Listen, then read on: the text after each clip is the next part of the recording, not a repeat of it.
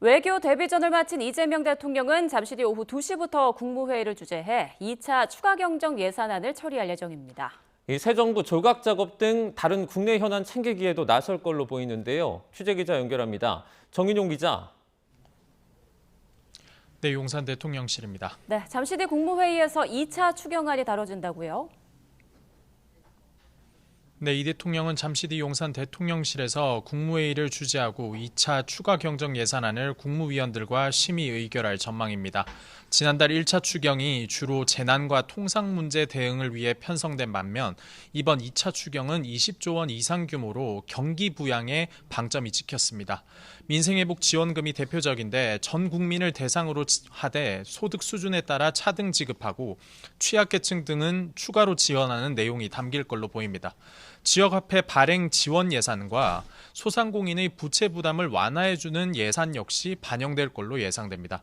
오늘 국무회의 심의 의결을 거쳐 추경안이 국회에 제출되면 본격적으로 추경 심사가 이뤄질 전망입니다. 야당이 추경 취지엔 공감한다면서도 물가 상승과 국가 채무를 우려하고 있어 처리 속도가 다소 더딜 수 있다는 관측도 나오고 있습니다. 이틀간 캐나다에서 G7 정상회의 참석 일정을 마치고 귀국한 이 대통령은 새 정부 조각 작업에 속도를 낼 걸로 보인다고요.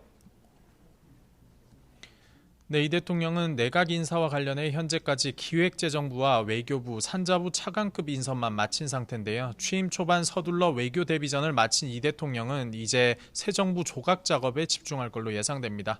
고위공직자를 국민이 추천하는 이른바 국민추천제는 이번 주 초 끝났는데 이를 인사에 일부 반영할 거란 관측도 나옵니다. 이 대통령이 민생 회복과 경제 성장에 역점을 두고 있는 만큼 기획재정부 장관 등 인선을 우선 고려할 걸로 보입니다. 또 전 정부 국무위원 가운데 사표를 수리한 법무부 장관직도 인사검증에 속도를 낼 거란 관측입니다. 이 대통령이 장관 후보자를 일부 지명한 뒤 추후 총리가 국회의 인준 과정을 통과하면 임명 제청권을 행사하도록 할 걸로 보입니다. 대통령실 관계자는 총리가 정해진 뒤에 내각 후보자가 확정되지 않을까 싶다며 당장 인선 발표가 있거나 하진 않을 것 같다고 기류를 전하기도 했습니다.